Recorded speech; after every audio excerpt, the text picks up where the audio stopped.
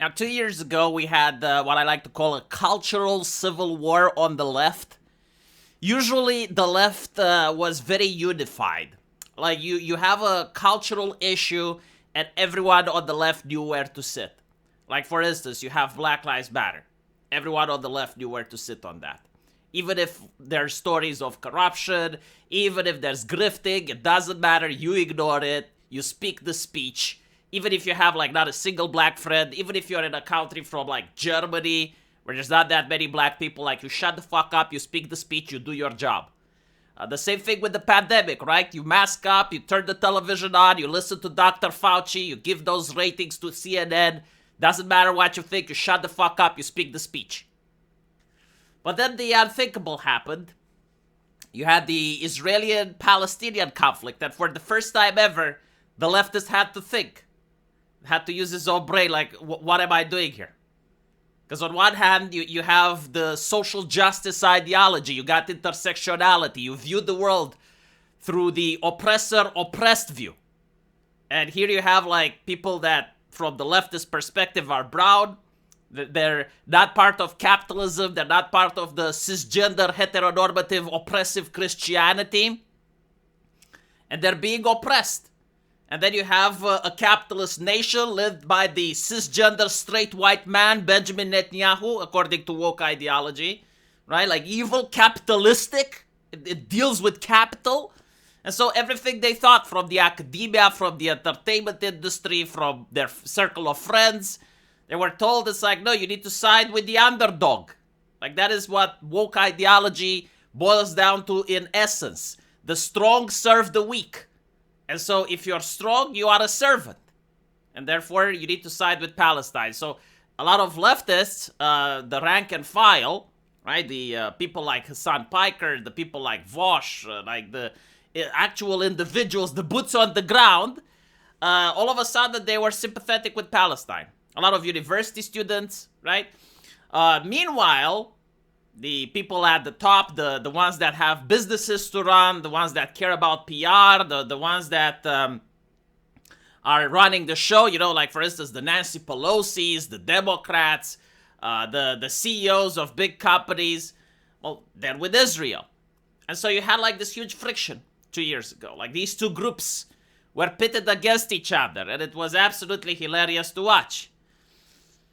But now it seems that the same conflict is coming on the right wing, right? Like all of a sudden, the same thing is happening with influencers on the right, and the cause is exactly the same. It's the conflict in the Middle East, the eternal struggle, the thing that everyone around the planet has to talk about and has to take sides as if it's a football game. And so now people on the right, you have individuals like Ted Cruz, you have other individuals that are basically saying that America is in grave danger. The nuclear mushroom looms over the United States of America. We're one step away from the complete destruction of biblical prophecy. Ted Cruz basically said that in the Bible it says that every Christian is supposed to defend Israel. Right? So you have like this religious fervor, the spiritual belief of doing what's right.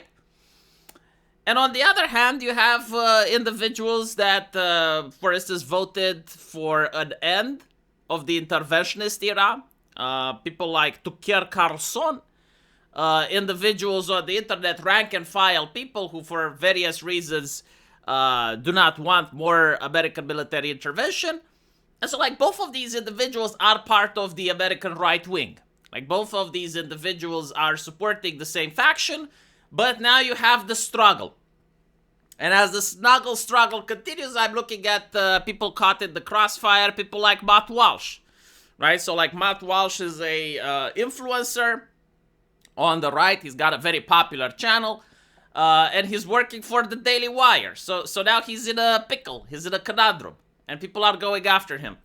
Apparently, he has become the woke right. He has become the Frankensteinian monstrosity, like the leftist right-winger. As you can see, people say that they don't relish the fact that Matt Walsh has wokeified himself. He's been actually one of the favorite commentators for years. This is kind of like the statement of I'm a video gamer myself. I love video games. However, but, you know, like, did you guys hear that? Because I remember that song. I don't relish the fact because I like Matt Walsh and he's been one of my favorite conservative commentators for years.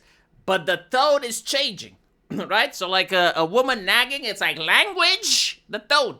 He's cozy with some of the worst woke right leaders. Apparently there's another faction now, the woke right faction. When did it got created? I don't know. It's a bummer. I'll still listen to his podcast right up until I no longer find it beneficial. I do appreciate that sentiment, by the way, because this is how I also view the internet. I am not looking for Jesuses, right? Like when I go on the internet, I don't tune in for prophets. I don't want shepherds. I consider myself an intelligent person that can think for myself. What I do want is an interesting take, right? So like even if it comes from Satan himself, even if like the worst person imaginable has an interesting take, I will tune in for the take, not for the person.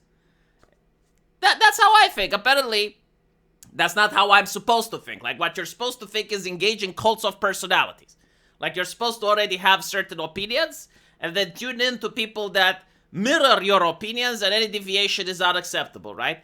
I don't work like that, but a lot of people do, and this is why Matt Walsh is getting flack right now. And as you can see, Matt Walsh considered that he is under a witch hunt. You guys have lost your damn minds. He's saying that his critics are in a mental asylum. Everything I'm saying about foreign policy right now is what I've been saying for as long as I've had the platform. And even before that. Many of the woke right people, whatever that means, see, like he is like a leftist, not understanding what woke is. Right-wingers do not understand what woke right is. We have more alike than we are different.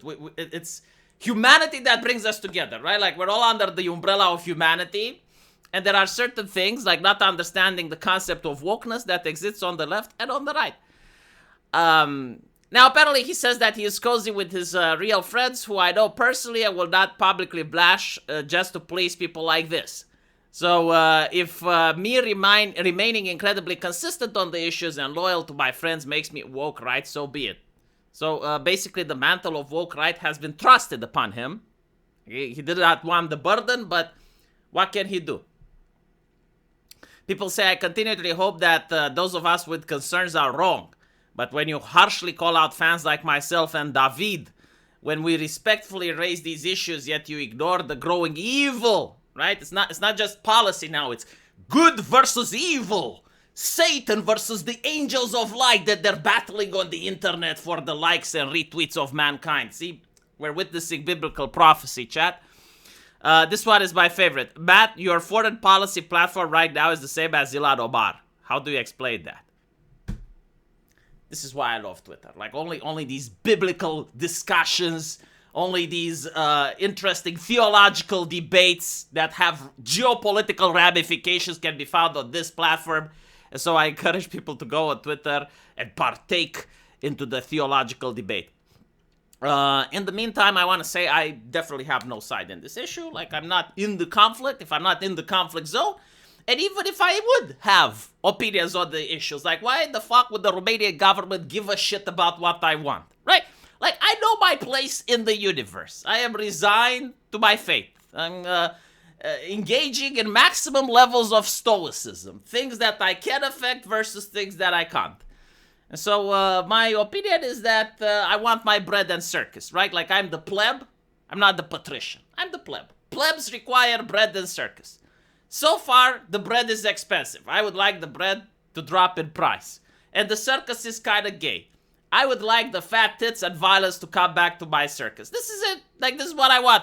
I'm a simple person, easy to please. And think about this. If they don't want to please me, and pleasing me is very simple, why do you think they would ever please you?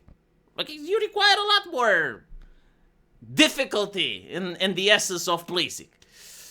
And that is the true sadness of the world that we live in. Let me know what you guys think. And as usual, I will see you on my live stream. Take care.